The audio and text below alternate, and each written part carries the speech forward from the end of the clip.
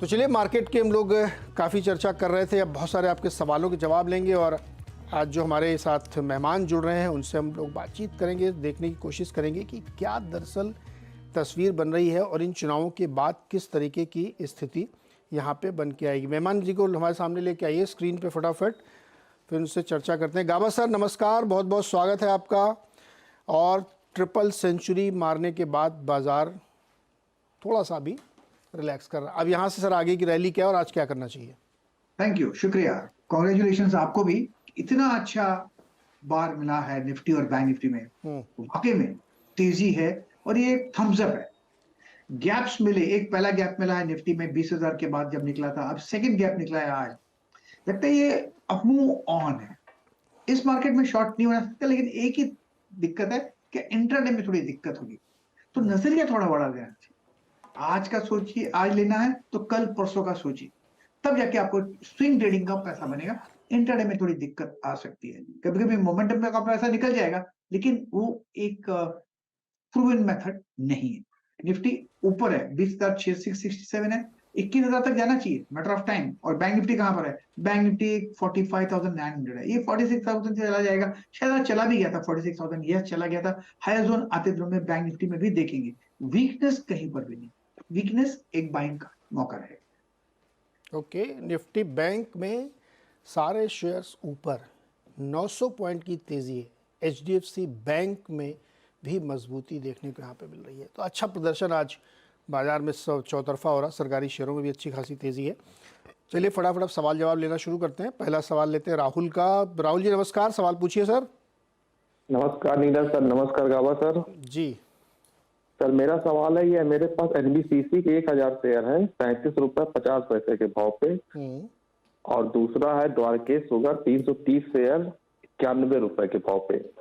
तो इस पे हमको इसका टारगेट और व्यू बताए सर। आप ट्रेडर हैं कि निवेशक? निवेशक में ट्रेडर भी, जैसा मौका मिला वैसा निपटा दिया है ना। हाँ हाँ हाँ। ओके, तो अभी द्वारकेश में तो आपको निपटाने का मौका नहीं मिल रहा, लेकिन एनबीसीसी ठीक ठाक है। गाबा सर बताइए दोनों में क्या करना चाहिए? ये एक्चुअली क्या होता है, इनवॉलेंट्री इन्वेस्टर कह सकते हैं, एक नया नाम दे देना चाहिए। हाँ। ले लिया हमने ट्रेडिंग के लिए, अगर नहीं चला तो कोई बात नहीं, इन्वेस्टर बन जाते हैं इनवॉलेंट्री।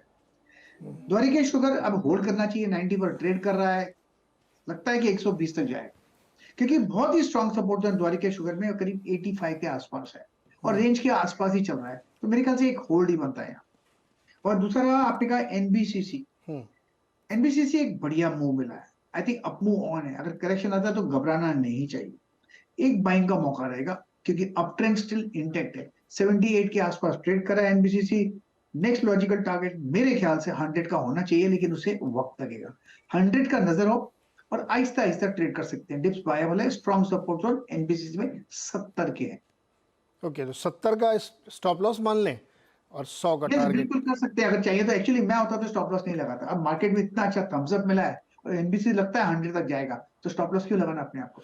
न मत लगाओ भैया, सरकारी कंपनी आजकल बहुत बढ़िया प्रदर्शन भी कर रही है, तो आप घबराओ मत। आप तो वैसे भी 37 रुपये में लेके बैठे हो, तो 100 का इंतजार करो, थोड़ा समय दो, बढ़िया पैसा बनेगा इसमें। अगला सवाल है योगेश अग्रवाल का, देहरादून से। योगेश जी नमस्कार, पूछिए सवाल सर। सर मेरे पास मझगांव डॉक है 80 शेयर्स और 2279 की एवरेज में। भाई गॉड, बहुत ऊपर लिया है आपने। हाँ हाँ, बताओ क्या करा जाए। अभी सर 1 साल का होल्ड कर सकता हूँ मैं। 1 साल तक होल्ड कर सकते हैं। हाँ जी। काबा सर क्या किया जाए? इन्होंने 2280 पे लिया है मझगांव डॉक। स्टॉक का नाम बताएंगे please? Mazagon dock. Mazagon dock.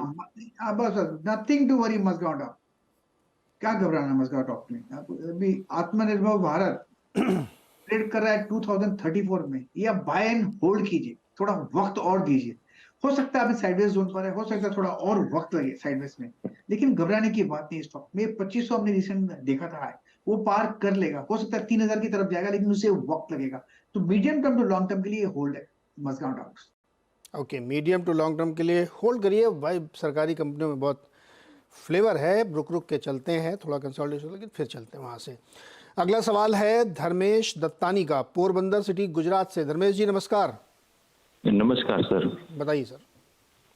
Sir मेरे पास इंडियन टूरिज्म फाइनेंस के 600 शेयर होल्डिंग है 115 के भाव पे। होल्ड करना चाहिए या सेल करना चाहिए सर? टूरिज्म फाइनेंस कॉरपोरेशन गावा सर। हाँ सर। अच्छा कि आपने टूरिज्म फाइनेंस बोल दिया, मैं इंडियन टूरिज्म देख रहा था, मुझे मिल नहीं रहा था, लेकिन अप मूव ऑन है टूरिज्म फाइनेंस में, ट्रेड करा 108 में, चार्ट स्ट्रक्चर बढ़िया है, 100 एक स्ट्रॉन्ग सपोर्ट जोन है, घबराना नहीं चाहिए, होल्ड करना चाहिए। मेरे ख्याल से हाईएस्ट जोन देखेंगे आते दिनों में, इट्स गुड स्टॉक, बिल्कुल होल्ड है। आते दिनों में शायद 130 से 140 भी जा सकता है। ओके, 130 140 के टारगेट इसमें अचीव हो सकते हैं। गावा सर, कोई स्टॉप लॉस लगाना है इसमें?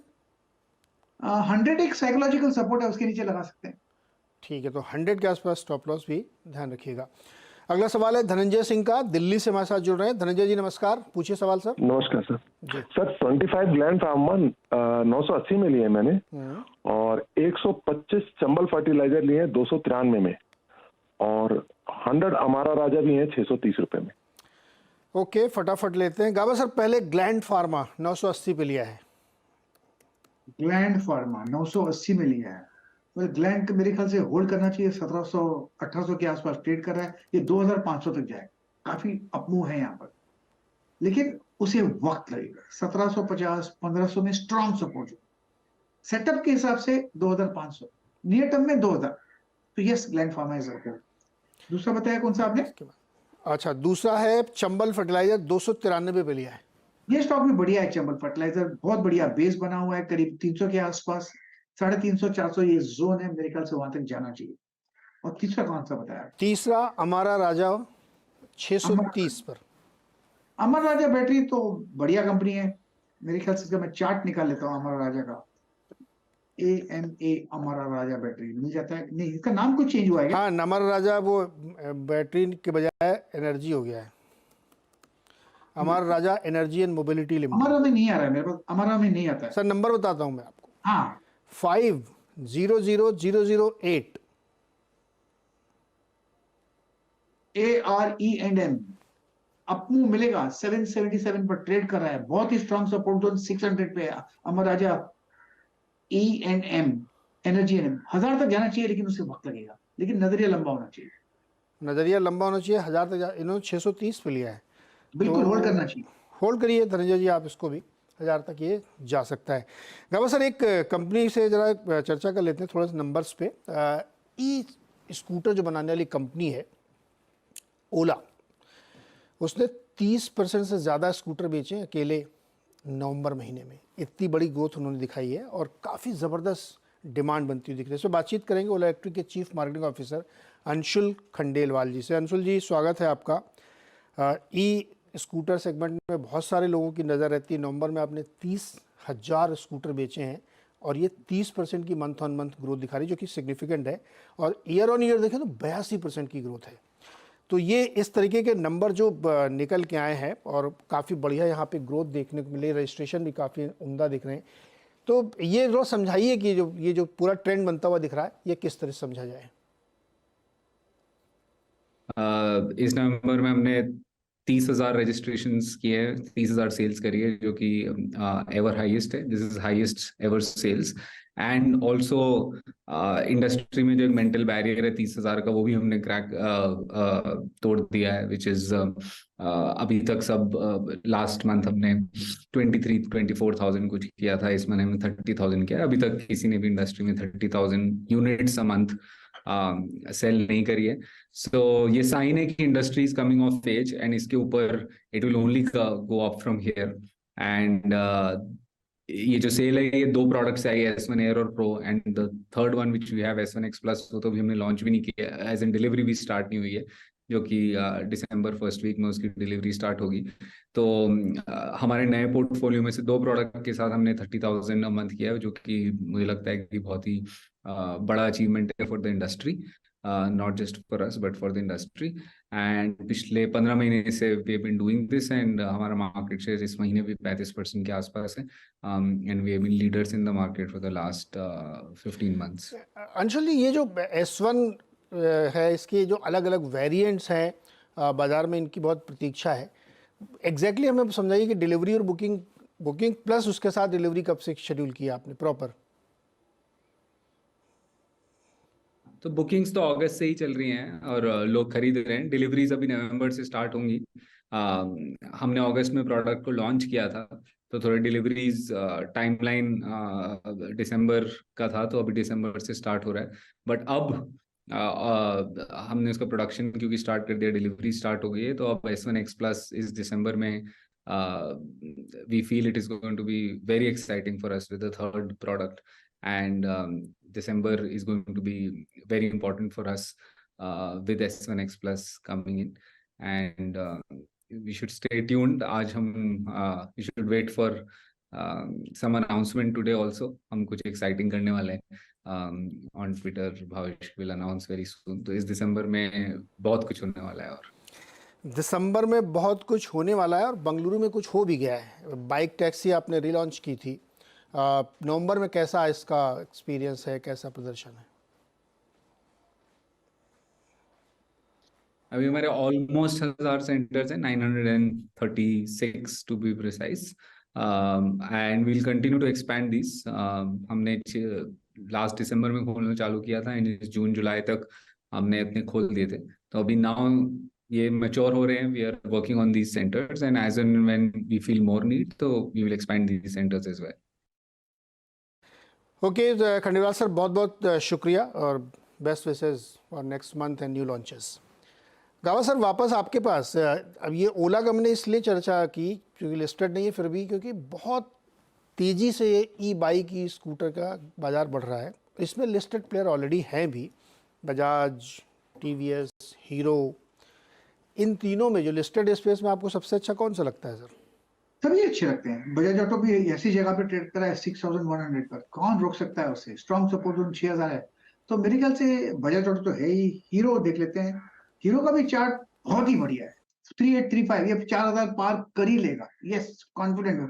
और भी हायर जोन देखेंगे, उसका चार्ट बढ़िया है। रही बात TVS मोटर्स में, यहाँ पर भी इस स्पेस में भी अपमूव ऑन है, थोड़ा डिप मिल सकता है लेकिन बायबल है। तो तीनों स्टॉक न्यू हाई पे चल रहे हैं, तो मेरे ख्याल से कोई घबराने की बात तीनों में नहीं है, और ये मेरे ख्याल से अच्छा मुनाफा देंगे long side. Okay, rural revival के संकेत मान सकते हैं आप इनको। 2 व्हीलर में इस तरह की तेज़ी है, और 4 व्हीलर उतना अच्छा प्रदर्शन अब नहीं कर रहे हैं स्टॉक वाइज। एनीवे, अगला सवाल लेते हैं। संतोष गुप्ता मेरठ से हमारे साथ जुड़ रहे हैं। संतोष जी नमस्कार, पूछिए सवाल सर। नमस्कार सर जी। JP पावर का ₹2.80 पे 1000 शेयर है मेरे पास, और मैं इसे 5 से 10 साल रख सकता हूँ। तो मैं ये चाहता हूँ कि क्या इसे रखा जा सकता है या नहीं? गावा सर, ट्रैक करते हैं। अब ये JP पावर ₹2.80 लिया और ये हो गया ₹12.85। पैसा तो काफी बन गया इनका। मैं JP पावर को ट्रैक नहीं करता, लेकिन अब आपने जब बताया तो मैंने चार्ट देखा। हाँ। इसके हिसाब से 9.5 में एक बहुत बढ़िया ब्रेकआउट मिला। मेरे हिसाब से ये बॉटम आउट हो चुका। अब इनका नजरिया अगर लंबा है, लॉन्ग टर्म का, तो बिल्कुल लेना चाहिए, लेकिन फिर लेने के बाद आज कल में ही देखना चाहिए अभी क्यों हुआ, 10 मिनट के बाद देखे क्या हुआ, एक दिन के बाद देखे वैसा नहीं होगा। थोड़ा रखड़ाएगा भी, लेकिन अब नीचे भी आएगा तो ऊपर जाने के लिए आएगा। तो ये स्टॉक JP पावर पर मेरे ख्याल से ध्यान देना चाहिए long side. Okay Santosh ji 1000 share लिए थे आपने? जी सर। होल्ड करो ना, फिर आराम से होल्ड कीजिए। आज ₹2.80 मिला, थोड़ा बड़ी क्वांटिटी लेते, देखिए कितना बढ़ गया, 5 गुना हो गया। खैर चलो, अब राइड करो इस रैली को आप, बढ़िया है, अच्छा पैसा बनेगा आपका। गावा साहब, 2-3 स्टॉक है जहाँ पे मुझे आपकी राय चाहिए। ऑयल मार्केटिंग कंपनीज में बहुत बड़ी तेज़ी बन रही है। HPCL देखिए आप, BPCL देखिए आप, इंडियन ऑयल कॉरपोरेशन। HPCL तो टॉप गेनर है वायदा का आज। इन तीनों में आपको बेस्ट स्टॉक कौन सा लगता है अगर OMC में प्ले करना है तो? देखो 374 पे ट्रेड करा है HPCL, बहुत बढ़िया ब्रेकआउट मिला है, करीब 310 के आसपास। अपमूव ऑन है, ये 400 पार कर लेगा, 450 भी जा सकता है, मैटर ऑफ टाइम। रही बात BPCL की, इसमें भी वैसा ही है, 500 पार कर ही लेगा। ट्रेड करा है 457, यहाँ से ₹50 की तेजी है, स्ट्रेंथ है। इंडियन ऑयल, ये चार्ट देख लेता हूँ मैं इंडियन ऑयल का। इंडियन ऑयल में भी एक अपमूव है, 116 है, 140 150 जाएगा। अगर तीनों में से मुझे सिर्फ एक चुनना हो तो मैं इंडियन ऑयल पकड़ूं। तीनों में से एक चुनना तो इंडियन ऑयल पकड़ेंगे। ₹117 का इंडियन ऑयल हो गया, 5% आज ऊपर। लगातार इसमें बाइंग देखने को मिल रही है। गावा जी, डेल्टा कॉर्प में क्या करेंगे? पिछले दिनों उन्होंने पेनिनसुला लैंड में कुछ निवेश किया था, उसके बाद स्टॉक 2-3 दिन चला, आज 5% नीचे। एक्चुअली वो लैंड का इशू के हिसाब से करना नहीं चाहिए था। बेसिकली अब तक इसमें वो क्लैरिटी नहीं मिलती जब तक GST की। डेल्टा कॉर्प का टेक्निकल चार्ट स्ट्रक्चर वीक है, जो रिसेंट लो देखा है हमने करीब 130 के आसपास, वो भी ब्रीच हो सकता है। अगर वो ब्रीच होता है तो काफी गिरावट आती है, फिर 100 का जोन भी देखेंगे। ओके, मेरे ख्याल से 100 के आसपास पॉसिबिलिटी है आने की, वहां पर शायद एक वैल्यू बाइंग बन जाए, क्योंकि 3 डिजिट्स का स्टॉक बन जाएगा उस समय, वो एक जगह बन जाती है शायद खरीदने की। ओके, ये हो सकता है। गाबा जी, मन्नापुरम फाइनेंस 168 पे पहुंच गया, आज 4% ऊपर है, अच्छी मजबूती इसमें भी देखने को मिल रही है। क्या राय बनती है आपकी इसमें? स्ट्रेच है लेकिन अप मूव ऑन है। 168 के आसपास ट्रेड कर रहा है मन्नापुरम फाइनेंस, स्टॉप लगाना चाहिए 164 का, और मेरे ख्याल से 180 का ये जोन है, वहां तक जा सकता है। बाई मोड पर है, हाई टाइम फ्रेम के हिसाब से भी बाई मोड पर है, तो it's a buy and hold stock, घबराना नहीं चाहिए। एक्सपेंशन कॉन्ट्रीब्यूट होते रहेंगे, वो अपना काम करें, हम अपना काम करें। ओके गाबा सर, अब तो चुनाव निपट गए हैं, सब कुछ हो गया, मार्केट ने उसको बहुत सी सलामी दी है, सब कुछ ठीक ठाक हो गया है। एक स्टॉक अगर आपको कोई निवेशकों को सुझाना हो अगले 6-8 महीने, साल भर, 2 साल, 5 साल के लिए, कौन सा सुझाएंगे आप? देखिए, मैंने दिवाली के लिए स्टॉक रेकमेंड किया था HDFC बैंक। उसका रीजन ये था, एक तो है मेरे पोर्टफोलियो में है, ये डिस्क्लोजर है फिर IPO के समय से, लेकिन HDFC बैंक का जो 1460 हमने लो देखा ना, एक क्लासिकल टेक्निकल बॉटम है, ब्यूटीफुल टेक्निकल बॉटम, वो ब्रीच नहीं, वो बॉटम आउट हो चुका। इसमें जब भी कोई डिस्क मिलती है, खरीदारी का मौका रहेगा। ट्रेड कर रहा है 1584 पर HDFC बैंक, नियर टर्म में टारगेट 1700, लेकिन मैंने ये दिवाली पिक दिया है, from this Diwali to Diwali आप मुनाफा कमाएंगे HDFC बैंक में। सेफ्टी मार्जिन हाई है, बॉटम आउट हो चुका टेक्निकल, जब तक 1460 बरकरार है तब तक सब कुछ ठीक है बस, क्योंकि तो वो जो अगली दिवाली सर अक्टूबर नवंबर में पड़ेगी, तब तक क्या लक्ष्य होगा इसका? 2000 की तरफ जा सकता है, एवरीथिंग इज पॉसिबल, क्योंकि स्टॉक बढ़िया है, पेडिग्री अच्छी है, टेक्निकल चार्ट स्ट्रक्चर बढ़िया है, और 1460 जो लो है टेक्निकली ब्यूटीफुल लवली बॉटम है, बहुत प्रिसाइज बॉटम है। यस, हल्के हल्के करके देखिए 1600 के करीब पहुंच गया ये। तो ये है गाबा सर की पिक, अगर आप लेना चाहते हैं, लेकिन डिस्क्लोजर याद रखिए, गाबा जी खुद उसमें इन्वेस्टेड है IPO के जमाने से। गाबा सर कितने का आया था IPO इसका? मुझे अभी ध्यान ही नहीं साहब, मुझे थोड़ा भी ध्यान नहीं, मेरी कॉस्ट 0 है, क्योंकि उसमें डिविडेंड आके मेरी कॉस्ट 0 हो गई। सर बड़ी कितना बढ़िया इन्वेस्टमेंट था कि गावा सर को अब ये भी याद नहीं कि कितने में IPO लिया था, क्योंकि इतना फ्री में हो गया डिविडेंड मिल के। एनीवे, ये आप ध्यान रख सकते हैं। आप एक राय किसी और से भी ले सकते हैं HDFC बैंक पर, लेकिन गावा जी की पसंद है। गावा सर बहुत बहुत शुक्रिया हमारे साथ जुड़ने के लिए और दर्शकों की मदद करने के लिए। अब यहाँ पे एक छोटा बता दें कि मनी कंट्रोल पर दिए गए विचार एक्सपर्ट्स के अपने निजी विचार होते हैं। वेबसाइट या मैनेजमेंट इसके लिए उत्तरदायी नहीं है। यूजर्स को मनी कंट्रोल की सलाह है कि कोई भी निवेश निर्णय लेने से पहले सर्टिफाइड एक्सपर्ट की सलाह लें।